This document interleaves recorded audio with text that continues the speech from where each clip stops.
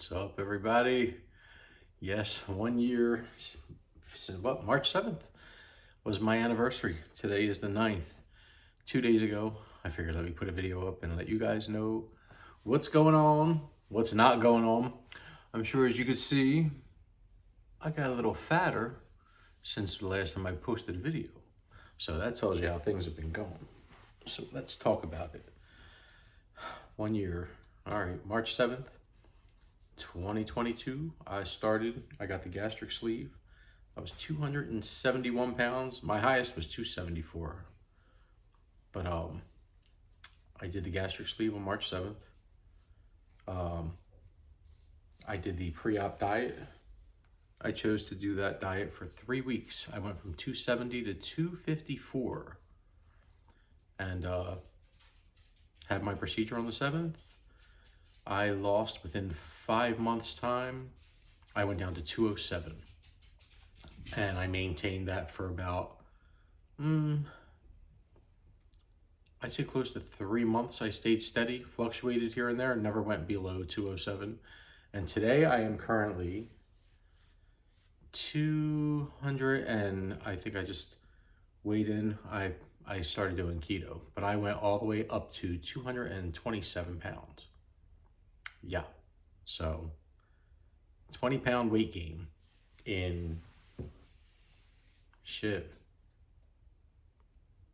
probably 4.5 months. It started November, December, January, February, March, 5 months, because I went on a cruise and then Thanksgiving was after that and it was all over. So anyway, that's the newest addition to my family. I haven't posted a video because I started working and then I became a father to this little devil, and I just didn't have time. I was so tied up. And yeah, there you go. This is Ricky. Ricky Ricardo, what do you want? What are you doing? So he's been keeping me, actually, I just got him about 4 months ago. And yes, he's a lover. He actually is the reason I stalled at gaining weight, because I've been active trying to keep up with this little son of a gun. Yes, you know. And no, I don't know why he's being so cute that I'm talking about him, because he is 100% deaf. He cannot hear a thing. Ricky, Ricky, Ricky, Ricky. I think he gets the timbres of my voice, maybe. Oh, stop. All right, let me shoot this video. These people haven't seen me, months. But that's going to be impossible. He will not let me go. He won't leave my side. Anyway, it was tough. I had got into a new job. That was a whole new field from what I had expected to get into. I'm working with recovery people and their addictions. And let me tell you, I've learned some things being in that field for these last 6.5 months. There's things I wish I knew before I had gotten this surgery. Because let me tell you, if you are looking at getting gastric sleeve, bypass, all that shit, if you are into this just because you want to look better, make sure you are so well suited in your head for what you're about to do, because this isn't a surgery for that. This isn't for self-esteem and looking better and feeling better and fitting into a size of an outfit that you think will be more appropriate at a slimmer figure. And no, this is about saving your life if you have health issues. That's when you get this surgery. Like, I had high blood pressure. I had high cholesterol. My feet were killing me. I had nothing life-threatening. And I did this procedure. And, I did the whole thing. I did counseling, which was basically 3 sessions. And, I thought I was mentally prepared. I preached to people, you see my other videos. I was the king of, hey, positive thinking. I was promoting this shit to people. And I'm not saying anything negative about it. I'm just saying, make sure you know what you're doing. You're manipulating the inside of your fucking body, your stomach. And it's a change for life. I stopped taking vitamins because one day I picked up a bottle of water and I chugged. I guzzled, and I didn't even realize what I was doing. I was like, wow, I could actually handle more than what I think I can. because what kept me from overeating was the fear of, I'm going to do something to my stomach. I had no idea that my stomach, could do what it could do. And like there's times I've gone to McDonald's and I ate an entire Big Mac, not the French fries, but I ate a Big Mac. Like I could put enough food down to damage. My coworkers was never into all these Starbucks sugary drinks and shit, and started drinking that. Like I never put this 20 pounds that I put on was not through sitting there and eating a lot of unhealthy shit, which I have.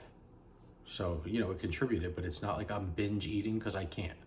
Like I could only still eat so much and that's it. But the liquids, the drinks, these fucking Starbucks sugary shits and flat whites with this and chai lattes with a half a bag of sugar, and that stuff is the demon. That contributed to 75% of my weight gain. And the other percentage I would say led to was the cause of checking out at Walmart and seeing that bag of fucking Doritos on the display right there at the register, and a carb, and there's just so much shit thrown at you. And if you're not mentally prepared for this surgery, don't do it till you're ready. Make sure you beat the fucking demon that causes you to overeat. Because if you don't, this surgery is going to be a waste of time. I mean, you see people, they're successful. They do it. I'm only speaking on my part. You know what I mean? I'm trying to reach those who are in my situation where we are fucking weak-willed and we know it, but we could somehow mask it, make it look pretty, and brush it under the carpet until we get the procedure, and we kid ourselves, and it's like, I've got this, I could do this. But on a positive note, from here on out, like I'm not relying on my surgery. I'm not relying on getting another surgery. I'll never ever do another weight loss surgery. You see these people, I only lost this much weight, I'm scheduled to go to Tijuana and get this done now for $2,300. Fuck that shit. You know what? I thank God I had no issues with my health or my stomach. Not once, even to this day, have I ever. I felt nauseous once after taking a liquid vitamin that I didn't have any food in my stomach like that, but I've never ever had an issue with my stomach. It's probably better now than it was before the surgery. But I went and got blood work done, and I was so deficient in so many things, and I'm like, but I'm eating, I eat greens, I eat this, I eat that. Your body does not absorb the way it should, the way it used to. You have to take vitamins. It's like stupid shit like that. If you're not responsible enough to keep up on that regimen, don't do the surgery. Because I couldn't understand. I was actually to the point where I was like, I think I have cancer or something. I'm dying. I just don't feel right. This isn't normal. Like, I would sleep 10 hours and wake up exhausted. I was just burnt. I couldn't focus on shit. It's like now I'm doing a B12. I got B12 shots. My fucking iron was horrible. Everything. And I was taking vitamins, but I slacked off. I was like, all right, I'm eating food, and I don't need to take a vitamin. And it is a change of life. If you're not ready for this, if you are, somebody who, how do I say, I don't want to say immature, reckless, irresponsible, and doing it just for the looks, don't do this shit. Don't fucking alter your body. You want to alter something? Alter your attitude, get in the fucking gym, do what you have to do. Exhaust every means possible before you do anything like this. Either the sleeve, the bypass, whatever. Like I said, this shit is for someone who, has health issues that are gonna literally kill them. But that's my story. From here on out, I mean, here, let me see if I can even show you my fat ass. Sorry. But I'm still doing good for gaining 20 pounds. I got my titties, but I'm still flat. I still could do that and be like, oh, look, I got that space, because my stomach went beyond here and beyond my elbow. I was just like, bam, boom. But I still feel good. And that is pretty much what's been going on, right? Here, I'll fill you in on this little guy. Come here, my little lover. Let's tell them what happened. I went to the animal shelter. It was a kill shelter. I had no idea it was a kill shelter. And I was looking for, he was actually, it was a Shepherd Husky mix. He was beautiful, but he was small. He was on the smaller side, this dog. And I would go and I would visit this dog, and here was this one on the other side, and he was in a cage with like 4 other dogs, but they were a lot bigger than him, and I was surprised. He was only 5.5 pounds when I got him. Now he's almost 8 pounds. But yeah, this poor guy was in this thing. He wasn't eating. He was so skinny. He just looked so sad. And I would go in, I would scratch. He'd put his face right between the bars, and I would scratch his eyes, and he would just look at me. He looked so sad. But he was on a hold. He was abandoned at a fenced-in dog park where people were known to abandon dogs they didn't want. So every time I would go see my dog that I wanted to get, who was on a hold, I would play with this one. And finally the bans were off on both of these dogs, and I went to go see the dog I wanted to adopt that day, and this one was gone. And I was like, oh shit, what's going on? You know, I was like, where's little, I called him A1 because his collar, his paper tag, the first 2 letters were A1. And they're like, oh, we sent him out to go get fixed. And I was like, that's awesome. You know, he got adopted. And the guy's like, no. And I was like, well, you only fix dogs that get adopted. That doesn't make sense. And he was like, I'll let you talk to the supervisor. Oh, my baby, I can't believe it. So the guy came out and he said, A1 is part of a group of dogs. Now, mind you, he's not even 2 years old. And he was part of a group of dogs that day that were going to be euthanized. And I was like, why would you kill him? A little chihuahua. And the guy said he doesn't eat, he's not drinking, he's non-responsive. And I was like, well, no wonder why. I was like, you kept food that was in a feeder that was too high for him to reach to accommodate the bigger dogs. They changed that up, but it was too late. This dog was in such a depression. So I said, I want to see him. And he was like, all right, if you want. And they brought me into a room, and when they brought him out, he was skin and bones, and he was stretched out. It looked like a dead dog that would have rigor mortis. He was stiff. He was so tense, and he wouldn't open his eyes. And I was like, holy fuck. I'm like, what is wrong with this dog? He just looked horrible. And I picked him up, I held him, and when he got my arms, he loosened up a little. And when I did this to him, I scratched between his eyes, he opened his eyes and he looked at me. I have video of this shit. I'll put it up here. And I told the guy, I was like, I'm taking him home. And he's like, oh, you want to adopt him? And I was like, no. I said, I ain't giving you fuckers any money. I said, I'd rather, if he's going to die, I was like, I'd rather him die in my warm fucking bed, you know, with someone petting him, than just let him get some lethal injection and throw it on a piece of concrete like a fucking mop. Right, Ricky? Right, my baby love. So I took him home, and he started drinking water, and he even ate a little bit. And then 2 days later, he just fluid started coming out of his butt. He was puking, and he was limp, like he couldn't even walk. And I was like, he's dying. And my partner was like, we're taking him to the vet. And I was like, let's go.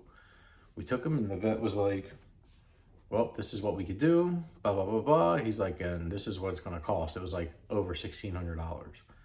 And he was like, you know, we'll do the IVs, the antibiotics, everything. He's like, but I'm just telling you, he's like, this dog will probably die.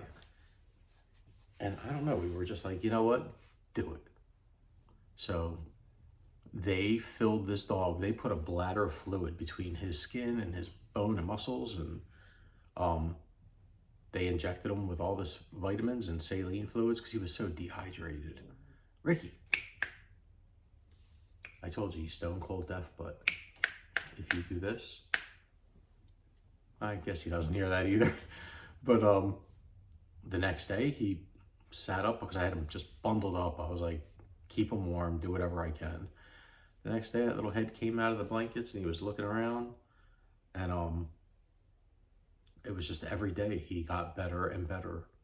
And his thin coat of fur, now he's got this mohawk of this thick mane that runs from the back of his neck.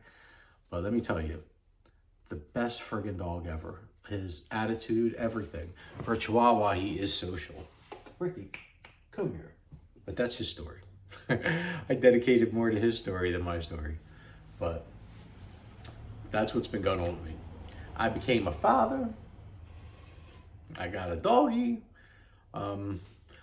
Trying to lose weight again like a normal, regular, friggin' fat person. But you know what? I feel good.